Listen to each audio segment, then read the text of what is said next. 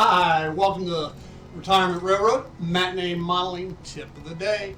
I'm Steve, and today is going to be a product review, and I'm not into those, but this one I was so impressed by, I just wanted to share it. And I kind of have already, but I wanted to re-emphasize it a little bit. So anyway, those of us old farts may remember the AHM and Tyco and Bachmann little switchers, you know, in particular the Plymouth switchers. And I had one when I started the Retirement Railroad, and I thought it would be perfect to help switch out Lockport Industrial. And there we have Lockport Industrial. Because the feeds to the three industries are from different directions, it makes the road switcher extremely hard, if not impossible, to switch that without leaving the scene and reversing and coming back, and it just wasn't nice. So I figured, hey, I got this little industrial switcher, I'll use that for Lockport Industrial. And what I'm talking about is one of these. Little Plymouth switcher. Now, the one I had originally was an AHM. So I put a decoder in it, and it lasted, keep in mind it's 50 plus years old, it lasted 6 months on the layout. Plus, it was 3-axle, so it didn't work very well. And it too little to put and too cramped to put a current keeper in, because it had a huge motor. So I said, okay, scrap that one, and I went to eBay and bought a Bachmann. And guess what? That one lasted about 6 months. It kept getting slower and slower, and I cleaned up the gears, serviced it, oiled it, and it kept getting slower until one day it wouldn't run. So, trash it. All right, I got the shell just in case. And I always thought, hey, these are cute little things, perfect for industrial switching. And then, about 3 weeks ago, I was in Gulf Coast model trains down in Sarasota, my go-to brick and mortar hobby store. And Walthers had these little Plymouth switchers. Okay? And I looked at it and I said, man, there's something different about that one as compared to the one I have, the ones I have. But I said, I couldn't find any markings on the box, whether it was DC or DCC, and I wasn't about, because of the size of this thing, I wasn't about to try to put a decoder in. Maybe an N scale, but it still wouldn't have a current keeper. But anyway, so I bought one.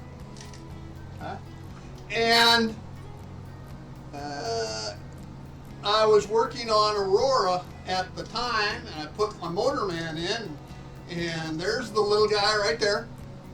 Now, just for comparison, hang tight.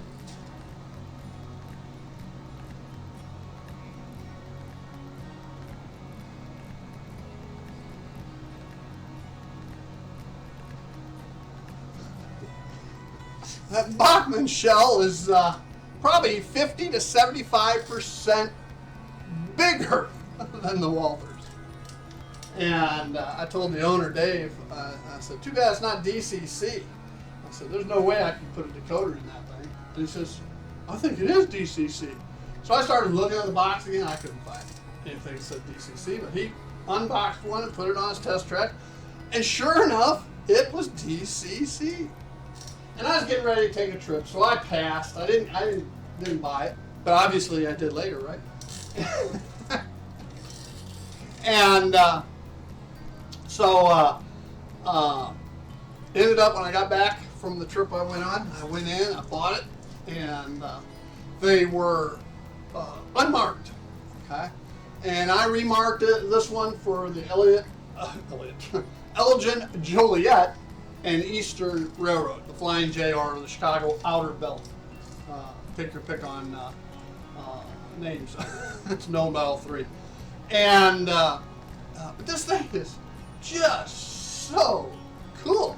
And not only is it DCC, and by the way, if you read the really small print on the box,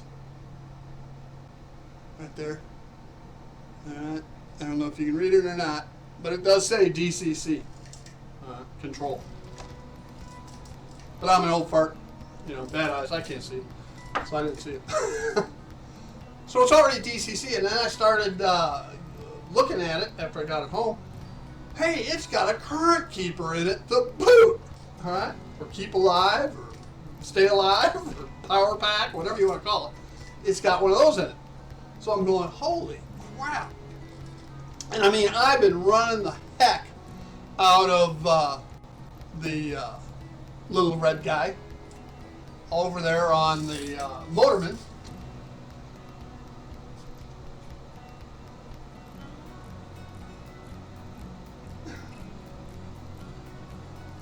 Pulling that cement hopper back and forth all day, all night. No, not all night. I'm not a jack, but a long time during the day. So anyway, I got to think, well, if I'm going to leave this one in Aurora on the street, what am I going to do about Lockport Industrial? So guess what? I went and got the yellow one. I've already decaled this one up as well for the Elgin, Joliet, and Eastern. But I can't emphasize enough how impressed I've been for the last couple weeks with this little guy. And when I say little, I'm talking tiny. Right, this thing looks like an N-gauge locomotive, and it's HO.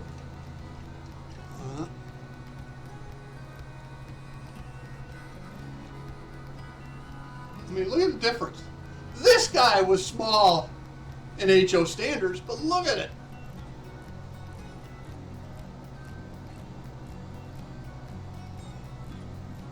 And it's got a current keeper, DCC, and a current keeper.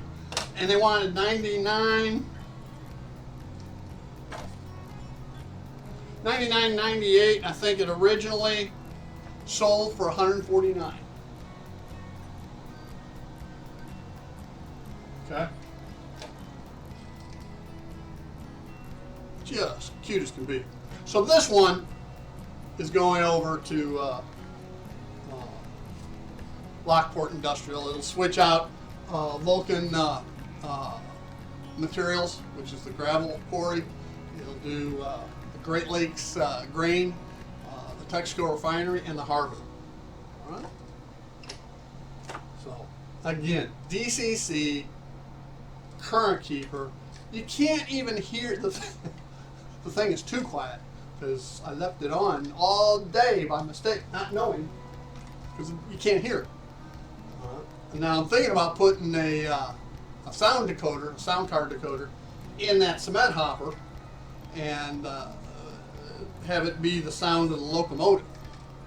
So I may do that in the future, at least for there on the motor. All right.